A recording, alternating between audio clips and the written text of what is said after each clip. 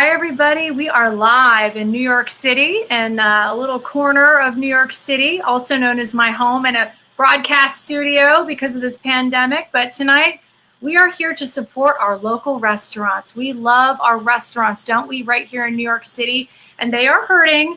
I'm really into rhyming lately. I don't know why, but they're surviving, but also thriving. We need to make sure they're also thriving. And it's all about supporting our local businesses, but specifically our restaurants. And don't we want to eat out again? I know we have to be careful, but we miss the food. We miss these owners. Take a look at some of these stats. I mean, it's unbelievable, right? Elle, my producer, is on standby here. We have some of these you just can't believe. Like the New York State Restaurant Association is saying 63% of restaurant owners right now say they're likely to close by the end of the year without some form of financial help. That is outrageous. And the New York State's comptroller's report is saying that employment has dropped, 91,000 jobs in April, and also fell 71% during March. Out of 450 restaurants, this is according to New York City Hospitality Alliance, a lot of these restaurants across New York City, 87% could not pay their full rent. And in August, 34% could not pay rent at all. And we're not surprised by those numbers, but here are some of the heroes of our city. We've got Bronx and the Upper West Side in the house. Some of our favorite restaurants are here. And I'm just lucky to have you guys. It's really the who's who of dining in New York City. So we're going to get some information from you about how you are doing, first of all, and how we can support you. But you guys have some really innovative ways of really making it happen and bringing in those customers that we hear. Just to introduce who's here, because we have to do that. Nadine, I don't know, she's famous. Nadine, you are the owner of the Upper West Side restaurant, where they have come up with space bubbles, 18 space bubbles for diners to stay in and to be safe of COVID-19. I really want to check this out, and one of our coworkers did. We're going to be playing that story in just a moment. We have Kevin Alicia, who I met from the Havana Cafe, who spent a lot of money, thousands of dollars, making an incredibly gorgeous outdoor dining experience that you have to check out. And there's always a line outside his door for takeout. And Alfredo Anguilera, you know what, Alfredo, I haven't come to the Bronx Draft House yet, but I mean, you're famous, so we're happy to have you here. And I can't wait to check out your food and check out your amazing place. But first, my colleague, Allison Caden, got to go into one of those bubbles. Take a look. People love it. It's very simple, cozy. This bubble may just help save Elaine Chevreau's restaurant. Café du Soleil on the Upper West Side is one of thousands of New York City restaurants struggling to stay afloat due to the COVID-19 pandemic. I might order the first bubble in July as a tryout because I was already thinking about the fall weather. Now he has 16. The bubble blocks out the rain, wind, and cold. I would assume that mid-40s will be the coldest that we can have those bubble and people feel comfortable with. Once inside the bubble, diners have the option of keeping one or both sides open or closed. The restaurant is also offering blankets to keep customers warm. It's helpful that a cleaner's is right next door. Barbara and Alfred McAdams say they also like that they're protected from other people's germs. It also helps the restaurant bring more people in because you're enclosed and therefore protected. So while Café du Soleil has a plan in place to supplement indoor dining, many city restaurants do not. Indoor dining at 25% capacity begins September 30th. And according to Andrew Ridgie of the New York City Hospitality Alliance, the city still has not given restaurants guidance on heat lamps. We've been really pushing the city, saying these small business owners need an opportunity to plan. Are you going to allow propane, which they can't currently use? Can they use electric? Ridgie says he hopes the state will eventually allow New York City restaurants to increase indoor dining to 50% capacity. But until that happens, restaurants are doing the best they can. Now, people are so much aware about those bubbles that when they make a reservation, actually, they said, can we have a bubble? I said, of course you can have a bubble. On the Upper West Side, Allison Caden, Pix 11 News. I love it. Don't you love it? Can I have a bubble? Can I have a bubble, Nadine? Can I have a bubble? Of course. You will have your bubble. But it's so funny that after 30 years of being in the restaurant business, we are known for those bubbles. Isn't that funny? You just never know. But I mean, it's really cool to see. And I think I really want to, I know a lot of viewers are going to have questions about it. So you said, this is a great question that Elle actually told me earlier to ask was, you know, it's getting colder. So how long can you do this? How long? You said it's I think we have 1 more month to play with. Then we have to introduce the heaters. It's going to get cold. So yeah. And we don't really have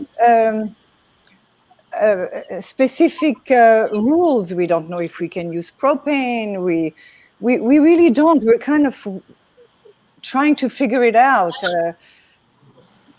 My husband came up with a good idea, actually, of a hot air heater, and we're trying these.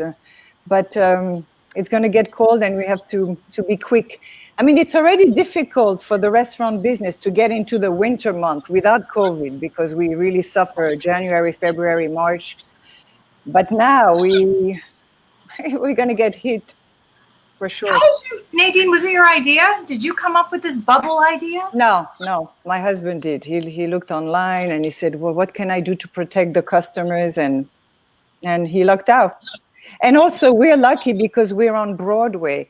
So we have a big sidewalk to handle those bubbles. But people who have a small sidewalk cannot even use them.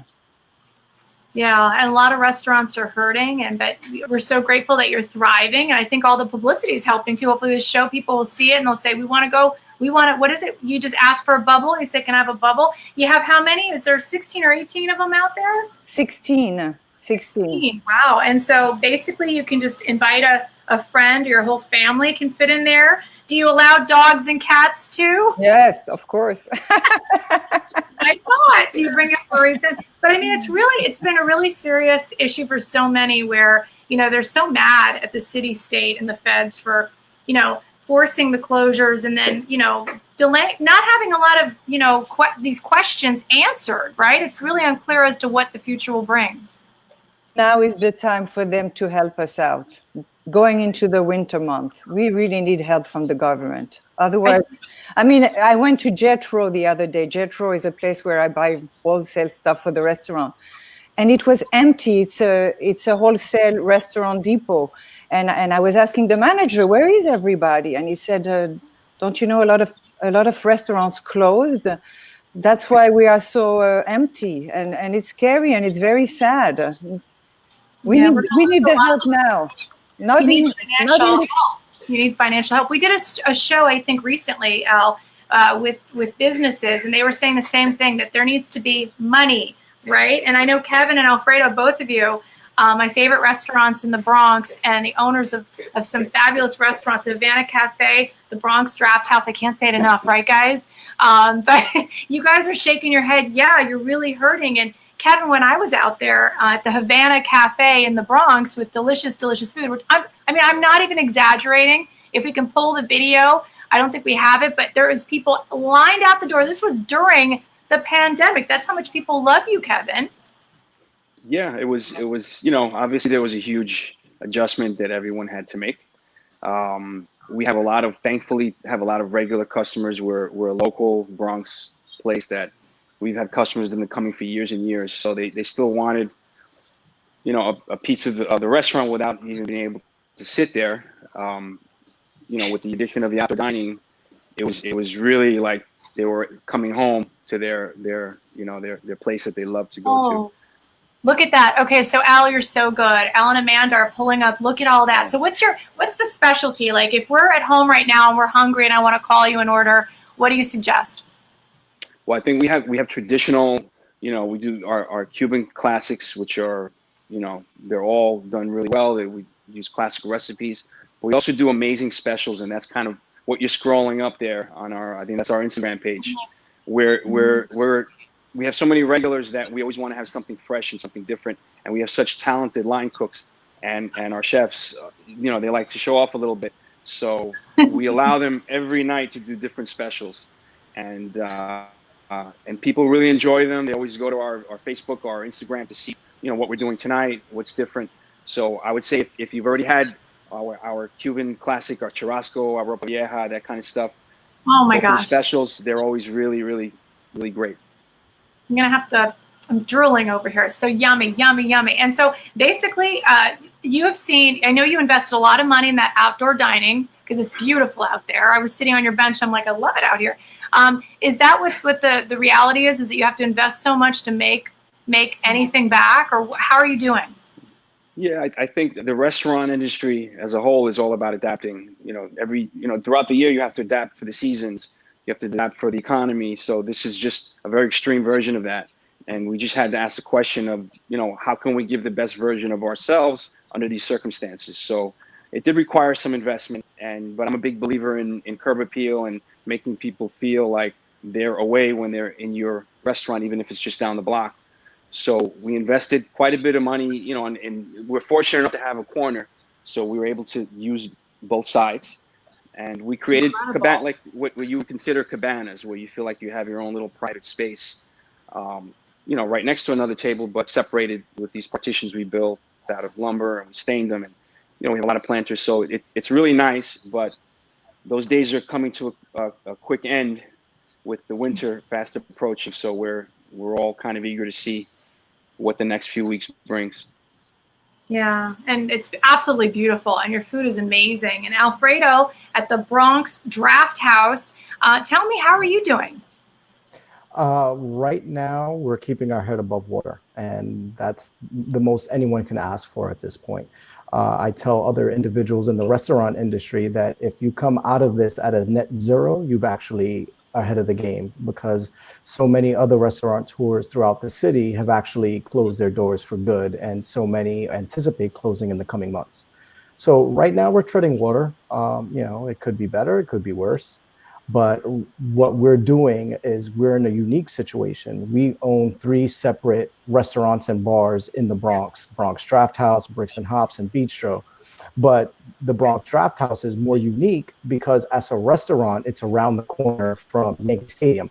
Traditionally, that kind of restaurant relies on the Yankees, relies on the sports and the traffic, relies on the courthouse. So that particular area has about 4 million people that come through yearly. When something like COVID hits, we're went from 4.5 million people going around our restaurant to literally maybe 100. So how did we adapt? Because as Kevin so eloquently stated, the restaurant industry is about adaptation. We looked at the model that Nadine has in putting bubbles, and we kind of estimated that would get us through until late fall. Wait, and is there bubbles coming to the Bronx? Are you breaking news here on my Facebook show? So we're actually in the process of evaluating 2 projects, and one is bubbles. And if we can figure out a way to heat them, because once it's 20 degrees, even if you're sitting in a bubble, what are you going to do? It's freezing. Yeah. So if we can figure out, so if we can figure out a way to heat the bubbles, or if we can figure out a way to heat tents. Right. So you have to let us know when the bubbles come to the Bronx, because we'll put that on 11 News at 5, and we're gonna morning show. We love bubbles, but I mean, the bubbles have arrived in the Bronx. But I mean, it really is amazing how, like you said, you're so innovative, and we are approaching the winter months. I mean, yes. I'm sure, Nadine, are you a little nervous, Nadine? We opened the restaurant at 25%. Okay, so everyone is really separated, and we don't have a bar. And in the restaurant business, how do we make our money? From alcohol. This is where we make the most money. So we have no bar, we have 20 people, and also having 25% really kills the ambiance. When you go out, you want to see and be seen, you want to dress up. And I was listening on TV that Connecticut is opening up to 75. I think it's time for us to go to 50. New York City is always ahead of the curve, and since when are we behind other states? Exactly. I mean, the numbers are very low. Right. And I just want to say hi to everyone who's watching us. We have so many people that are chiming in. And I was so into your stories, Peter. Exactly. You have to wear a mask. You have to be careful. But so many people really want to go to the restaurants. They miss the going out. And I miss that as well. And they still want to stay safe. So it's so great that you're investing so much money in that. Elle, I know you're standing by, my producer. What are people asking? Yeah, we did pull out some comments when we asked our folks if they did actually try outdoor dining. So Dawn said that she ate indoors for the first time this past Tuesday night, said that everything was great, a little quieter than usual, but she does definitely feel for the restaurants. Tawana said, I'd rather eat inside than outdoors, but the experience was good because people did follow protocols. She also mentioned that some restaurants actually do the thing where you don't need to physically touch a menu, but you can scan a barcode and actually do it safely that way through your phone. Seeing some other comments, Christopher did say that he hasn't dined out yet, nor will he. He is still afraid of getting sick, while Louise said that people are following the rules. Monica pointed out a pretty cool thing that a lot of restaurants are also doing, in that they're taking the temperature of every single diner going in, and they're also actually taking down their phone number just in case they should be following up as a precaution. Wow, that's awesome. That is awesome, Monica, and I love your name too. But is it just me? But I love, Elle, I don't know about you, but I love eating outside, even when it's cold, because then you can just bundle yourself up and it's fresh. And I'm not just saying that because I want everyone to support you guys. I really believe it. And I think the outdoors, what you set up, especially you, Kevin, at the Havana Cafe, you invested so much money that it really is an experience. It's like a different kind of experience that you would normally have. Like you usually sit in a restaurant, but this is different. Right, Kevin? Yeah, I think, yeah, definitely. One of the great things was that, after investing all this money, we thought we had to take it all down again. And they announced that they're going to extend this as a permanent thing for restaurants in New York City.